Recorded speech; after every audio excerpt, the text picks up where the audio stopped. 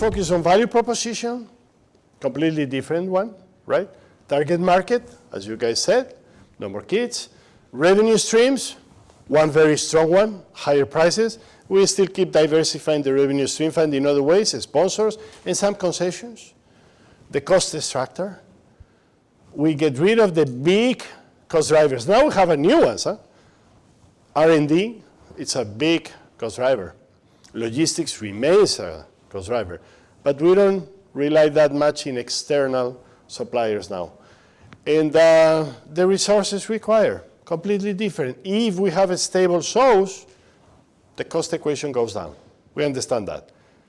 We diversify. We have source in cities, and we keep moving source for 10 years over the world. Innovation, wow, what a buzzword. I'm not interested in that. I'm interested in how innovation produces superior value and performance. Then I agree. We can do both. We can compete in cost and in differentiation, and both matters. If we are able to combine this in the value proposition, I'm going to give you something better at a better price. We start to have something powerful. If not, let's decide if we want to go for volume or for differentiation. They didn't diversify that much the revenue sources. They did one thing here.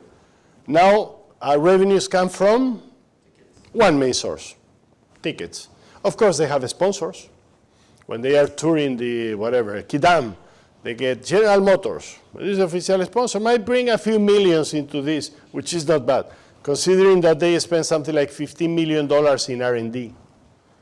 They created their own facility in Montreal, where through 3.5 years, they put together every show. So, if this pays the R&D cost, I'm fine. But one main revenue source here. 90% of the revenue comes from tickets.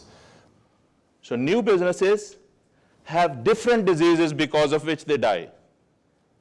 Growth-oriented businesses in stage 3 or 4 or 5, they have different diseases due to which they die or they cannot grow, and they stagnate.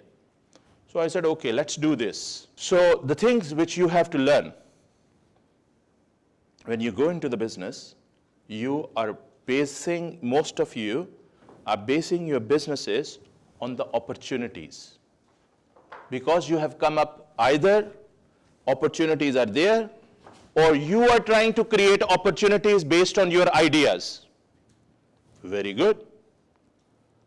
So you have to see that when you are creating those ideas, whether you have the capability, capacity, skills, and knowledge to operate in that market.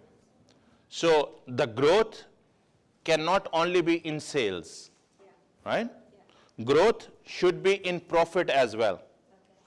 Growth should, if there is no growth in profit, so whether you are selling 100 or 300, but there is no growth in profit, does business growing? No. Is business growing? No. The business is not growing. But my mind is telling me that I was selling 100 chocolates yesterday, but now, today, because I have put an offer onto it, I am selling 300 and I have made more money. My mind is telling me. But not necessarily. I am selling 300 chocolates, but my profit, the actual value of my profit has decreased. When you play with this one, when you on Google, just type contribution margin calculator. Just do right, contribution margin profit calculator. And there are people who have created those calculators.